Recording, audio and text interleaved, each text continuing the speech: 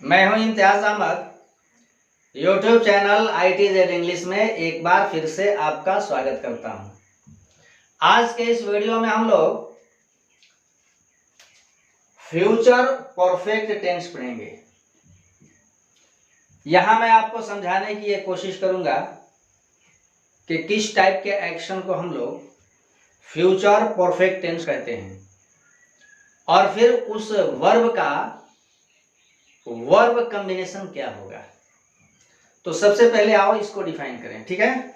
लेकिन वीडियो शुरू करने से पहले कुछ अपनी बातें कि अब तक अगर आपने मेरे चैनल को सब्सक्राइब नहीं किया हो तो प्लीज़ आप मेरे चैनल को सब्सक्राइब कर लें, बेल आइकन को प्रेस कर लें, साथ ही साथ वीडियो को शुरू से आखिर तक देखें। देखने के बाद अगर वीडियो आपके लिए यूजफुल लगे, लाभप्रद हो, तो इसे अपने सारे दोस्तों को शेयर करते जाएं ताकि इसका फ़ायदा वो भी उठा सकें।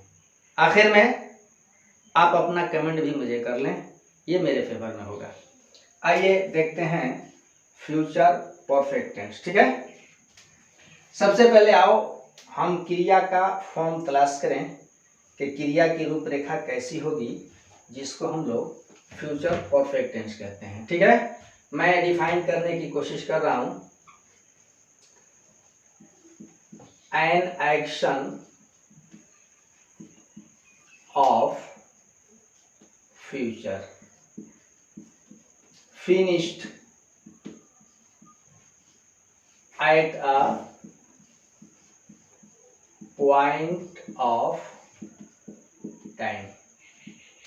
इतने सारे शब्द डिफिनेशन के लिए काफी हैं, समझते हैं इसको।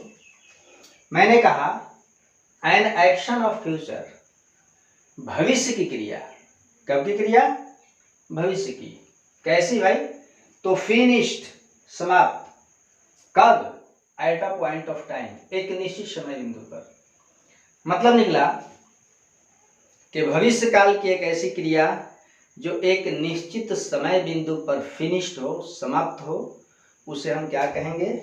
फ्यूचर परफेक्ट टेंस कहेंगे, ठीक है। ये तो रहा डिफिनीशन। अब आइए देखते हैं हिंदी क्रिया की रचना। इस टेंस में हिंदी क्रिया की रचना होती है धातु प्लस चुकेगा, चुकेगी, चुकेंगे, ठीक है। ये तो हिंदी क्रिया की रचना है। मैं आपको बार बार समझाता रहता हूं, आज भी समझा रहा हूं कि कभी भी आप सेंटेंस के स्ट्रक्चर को रटने का प्रयास मत कीजिए।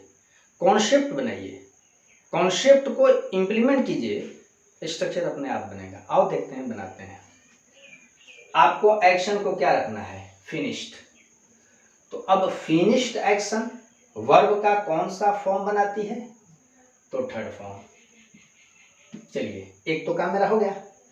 अब देखेंगे कि जब हमें फ्यूचर बनाना पड़ता है तो क्या लेना पड़ता है? शैल और विल। तो हम यहां शैल और विल रख लेते हैं। अब इधर से फ्यूचर बना, वर्ब के थर्ड फॉर्म ने एक्शन को क्या कर दिया? फिनिश्ड, यानी कि परफेक्ट बना। लेकिन प्रॉब्लम दोनों तरफ से आया। ये वर्ब का थर्ड फॉर्म, मैंने आपको कॉन्सेप्ट बताया है कि वर्ब का थर्ड फॉर्म कभी भी अगर मेन वर्ब बनता है तो अपने साथ टू हैव लेता है, ठीक है। और मॉडल जो है अपने बाद एक बेयर इन्फिनेटिव लेती है। ये आपका कॉन्सेप्ट है, इसको हमेशा क्लियर रखोगे। वर्ब का थर्ड फॉर्म अपने लिए हैव लेता है, टू हैव, है ना।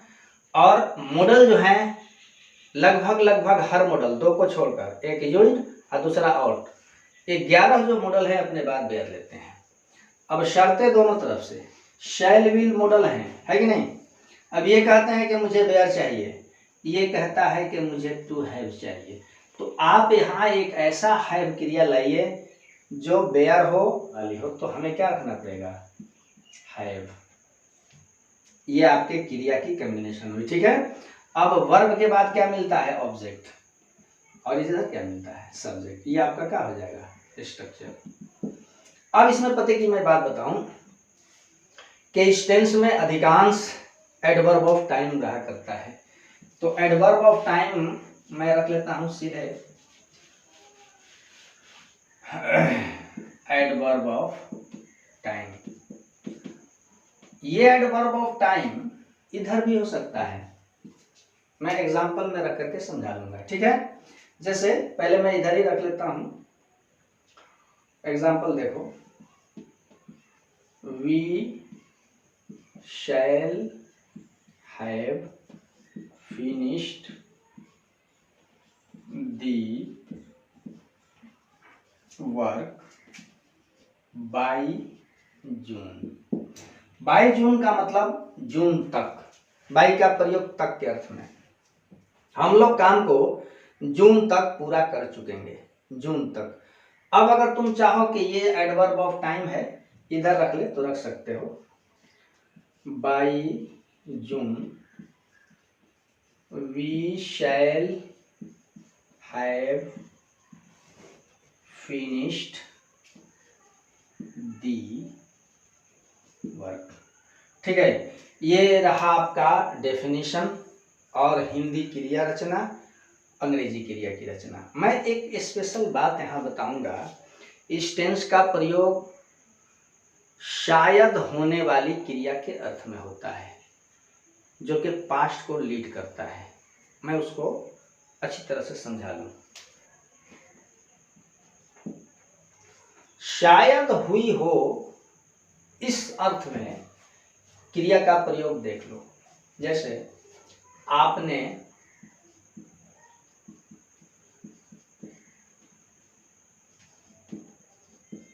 गांधी का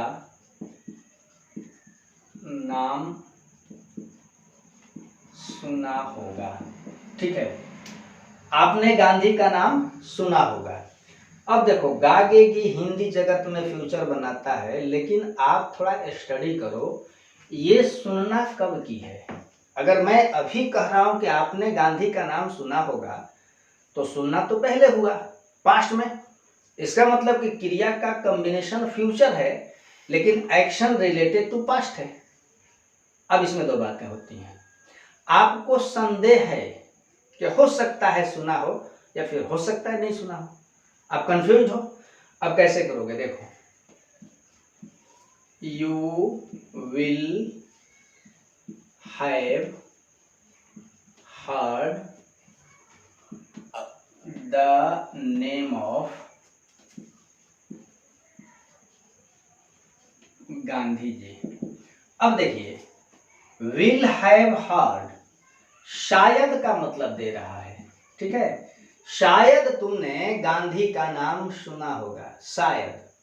आप कंफ्यूज हो, श्योर नहीं हो, संभावना है, हो सकता है सुना गया हो, नहीं हो सकता है ना। अगर मान लीजिए कि आप इस पर जोर डालना चाहते हो कि तुमने सुना है, अवश्य सुना है, तो अब इसके लिए कुछ नहीं करना है, शैल और विल की जगह आपको मस्ट लेना है। मस्ट मॉडल है, कैसे बनाएंगे, you must have heard the name of Gandhi ji. ठीक है, यही हम लोग बोलते हैं, कॉन्सेप्ट बनाते हैं कि model plus present perfect past हो जाता है। ये भी कॉन्सेप्ट है आपका। मॉडल के बाद अगर प्रेजेंट परफेक्ट की क्रिया आ जाए तो एक्शन जो है रिलेटेड टू पास्ट हो जाता है। मुझे पूरा यकीन है, भरोसा है कि आपने फ्यूचर परफेक्ट टेंस समझ लिया होगा, साथ ही साथ शायद में होने वाली जो एक्शन है उसको भी समझा होगा। अगर वीडियो अच्छा लगे तो मुझे कमेंट करना। फिर मिलता हूँ अगले वीडियो के साथ। खुदा हाफिज, अलविदा।